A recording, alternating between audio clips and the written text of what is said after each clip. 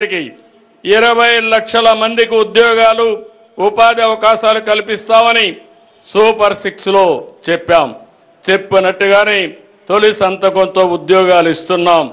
16,347 పోస్టులు mega DSC ద్వారా ఈ నెలాఖరు లోపల నియామకాలు పూర్తి చేస్తాం. ప్రజలకు నాడు కునుకు లేకుండా చేసిన ల్యాండ్ టైటిలింగ్ యాక్ట్ని రద్దు చేశాం. పేద ప్రజలకు ఆకలి తీర్చేందుకు అన్నా క్యాంటీన్ తిరిగి తీసుకొచ్చాం.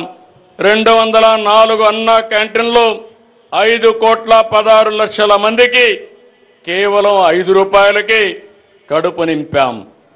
బీసీలను ఆర్థికంగా, సామాజికంగా, రాజకీయంగా ముందుకు తీసుకెళ్లేందుకు ప్రణాళికలు అమలు చేస్తున్నాం. చేతి వృత్తులు, కుల వృత్తులైన అన్ని వర్గాలకు బీసీ కార్పొరేషన్లు ఏర్పాటు చేసి అండగా నిలుస్తున్నాం. బీసీల రక్షణ చట్టం తీసుకుని వచ్చేందుకు మంత్రివర్గ ఉపసంఘం అధ్యయనం చేస్తుంది.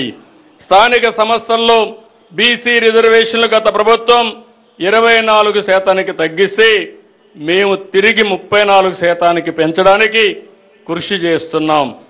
బీసీల గృహ నిర్మాణానికి అదనంగా 50,000, బీసీల ఇళ్లపై 3 కిలోవాట్ల సోలార్ రూఫ్ టాప్కి 98,000 రూపాయలు సబ్సిడీ ఇస్తున్నాం.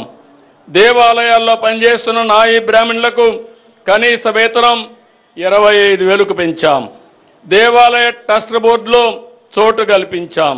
40,000 సెలూన్లకి 200 యూనిట్లు ఉచిత విద్యుత్ ఇస్తున్నాం. మేనిఫెస్టోలో చెప్పినట్టు కళ్ళు గీత కార్మికులకి 10% మద్యం దుకాణాలు, బార్లు కేటాయిస్తున్నాం. మత్స్యకారులకు వేట విరామ సమయంలో 20,000 రూపాయల ఆర్థిక సహాయాన్ని ఇస్తున్నాం. మత్స్యకారుల సేవలో పథకం ద్వారా 1,29,178 మందికి 259 కోట్ల రూపాయలు అందించాం. చేనేత గండగా హ్యాండ్లూమ్కు నెలకు 200 యూనిట్లు, పవర్ లూమ్కు 500 యూనిట్లు ఉచిత విద్యుత్ ఇస్తున్నాం. చేనేత ఉత్పత్తులకు జీఎస్టీ 5% రీఎంబర్స్మెంట్ ఇస్తున్నాం.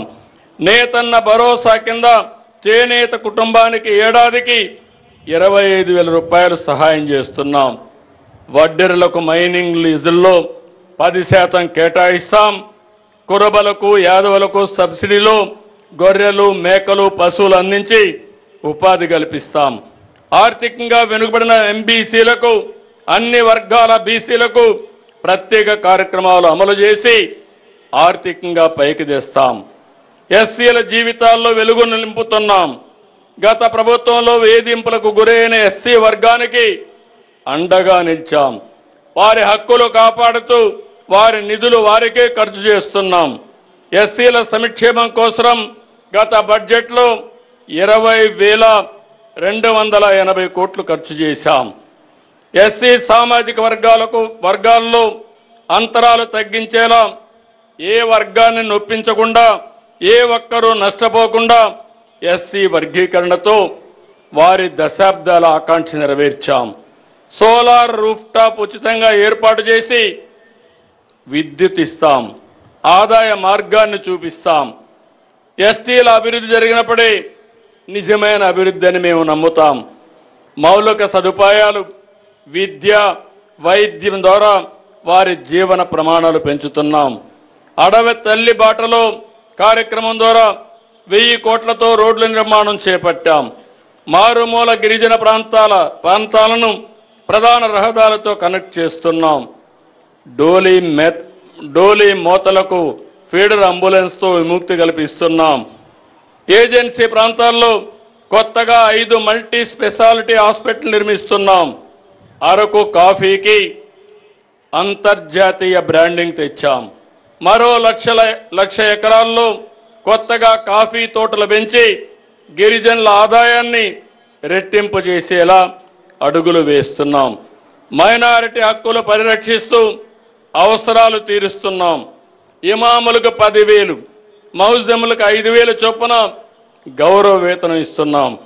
హజ్ యాత్రికులకు ఒక్కొక్కరికి 1,00,000 రూపాయల ఆర్థిక సహాయం అందిస్తున్నాం. గన్నవరం ఎయిర్పోర్ట్ని ఎంబార్కేషన్ పాయింట్గా చేశాం. 8,424 మంది పాస్టర్లకి 5,000 రూపాయలు గౌరవ వేతనం ఇస్తున్నాం. మహిళా సాధికారిత, భద్రత, గౌరవం కోసం కట్టుబడిన ప్రభుత్వం మాది. ఎంఎస్ఎంఈలతో